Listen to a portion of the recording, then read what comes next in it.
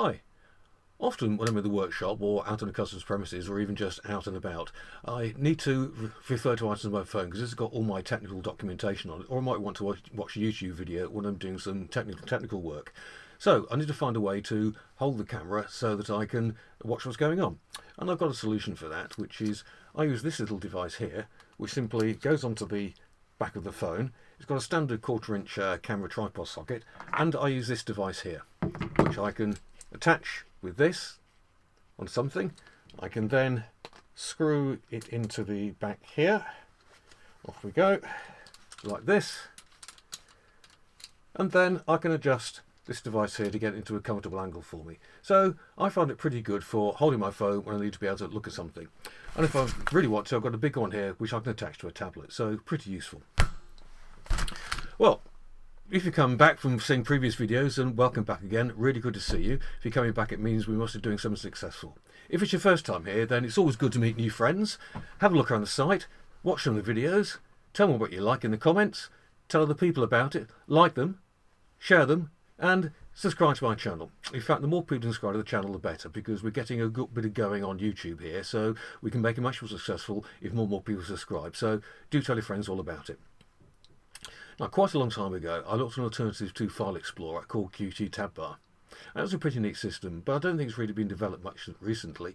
So I've been looking at an alternative, and I found something called Files. So let's go and have a look at Files.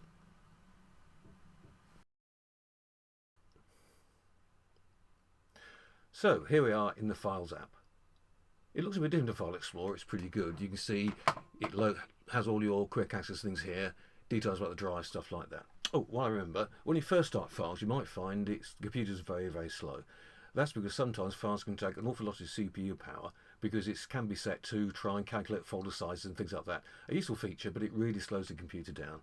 To turn that off, we just go to Settings, go to Files and Folders, scroll down, and make sure that calculate folder sizes here is toggled off. If it's on, toggle it off, close Files and restart it. It should get rid of the CPU load problem. Okay, so let's look at some of the features. Now, you can just click here on any drive, but what you'll notice is that it doesn't actually come up with a tree in the left-hand window like File Explorer, but that's something you get used to. You've got one on the right-hand side here, and if, for example, I was to right-click on a folder, Downloads, it gives me the option to open it in situ, open a new tab. As you can see, there's now a second tab up here, which is Downloads, or let's find it up. I can open it in a new window or in a new pane. I like the new pane, it's quite interesting because you then have the two folders alongside each other and you can copy, drag and drop and all those sorts of things before you. Quite neat. There's also a good preview feature. So if I was going to go to Pictures, for example, let's click on Pictures, go to Australasia, New Zealand. Oh no, I know what I want to show you. I'm going to show you my favourites. So click in here, go to Pictures, go to Favourites, and it's opening them up.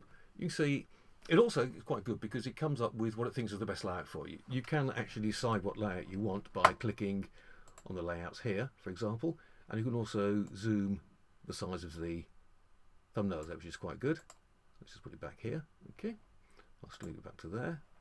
Reduce that, and you see we have all the pictures there. And there's also a preview window here, so if I was to click on that, you see get a preview.